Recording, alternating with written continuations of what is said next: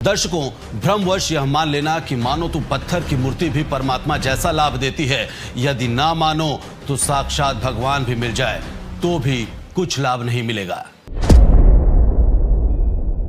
इस विषय में संत रामपाल दास जी बताते हैं कि यदि किसी अच्छे सुप्रसिद्ध डॉक्टर की मूर्ति घर पर रखकर उसको डॉक्टर मानकर उससे अपने रोग के उपचार में जानकारी चाहेंगे तो क्या वह साक्षात डॉक्टर वाला काम करेगी?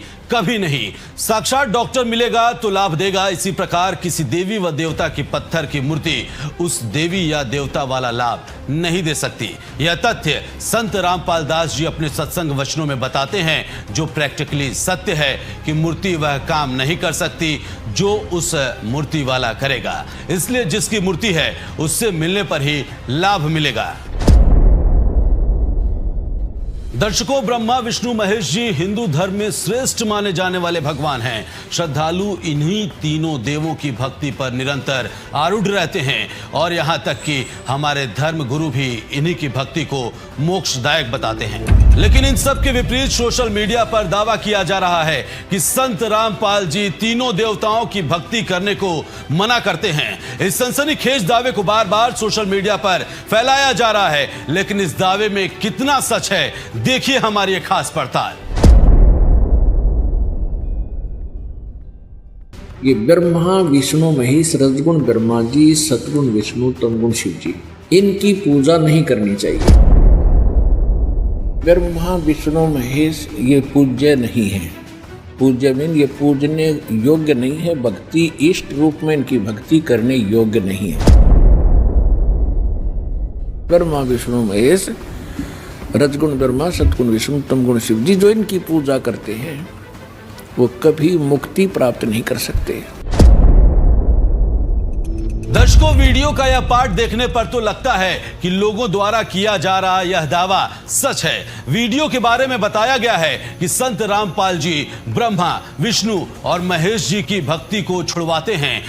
दर्शकों, पहली नजर में यह दावा बिल्कुल सच लग रहा था, लेकिन फिर भी हमारी टीम ने तय किया कि सच्चाई की तह तक जाना बेहद जरूरी है और इसकी पड़ताल शुरू की।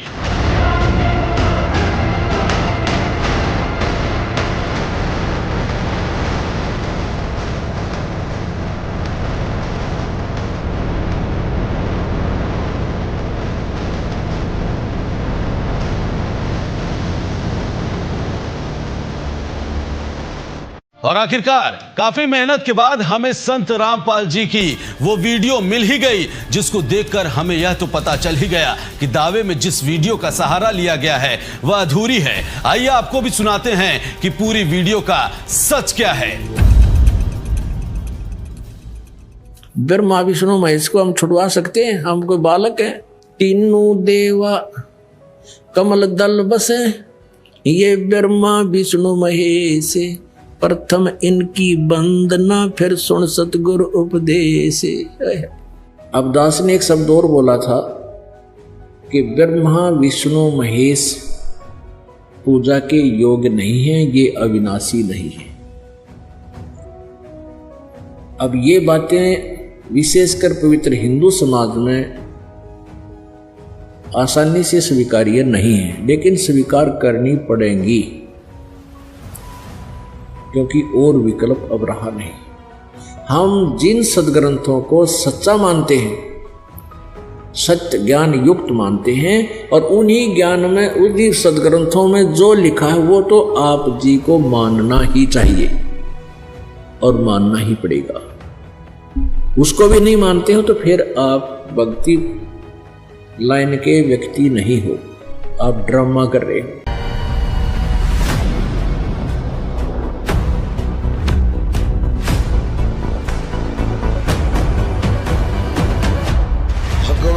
शिव अविनाशी है और हमारा मत कहता है कि शंकर जी और भगवान विष्णु जी दोनों एक ही हैं।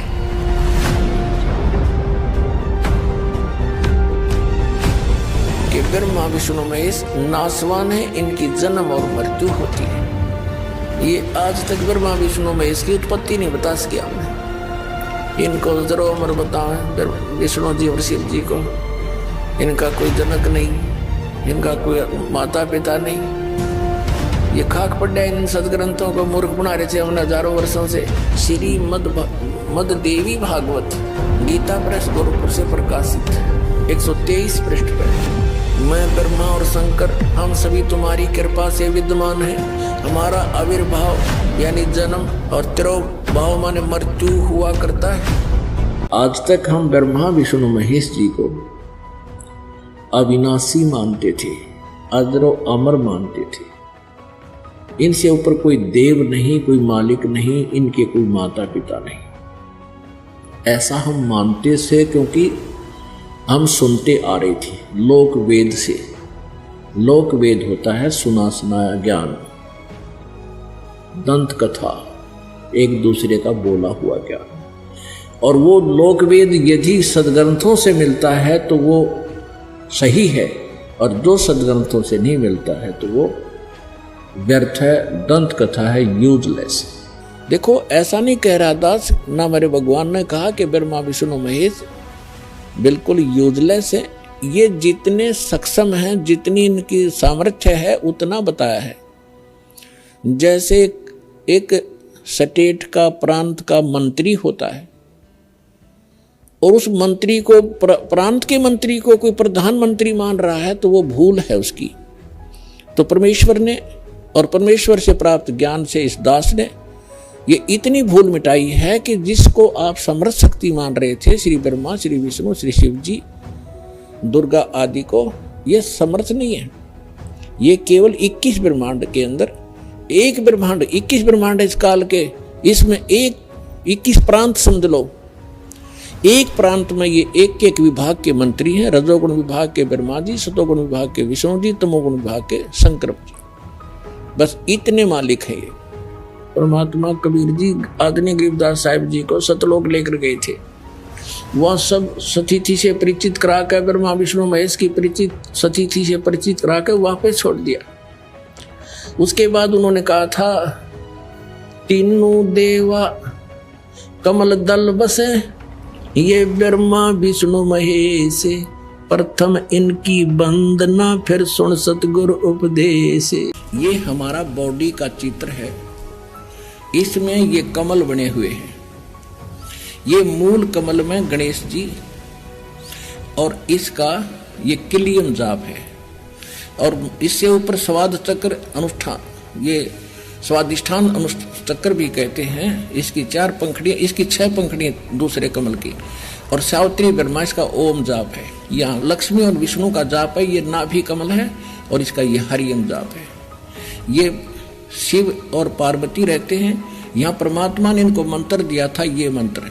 तो उसके बाद ये उनके शिष्य बने थे। उसके बाद शंकर भगवान इसी का जाप करते, इसलिए सोहम जाप यहाँ इसका कहा गया। अब यहाँ देखिएगा,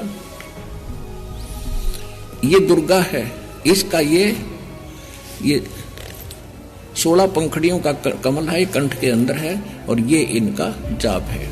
और यहाँ और आगे अलग, ये तो फिर केवल मालिक ने संदेश दिए हैं। अब ये हैं इस शरीर से, इस पिंड से निकल यहाँ तक बरी होने के लिए हमने ये मूल मंत्र जाप करने हैं।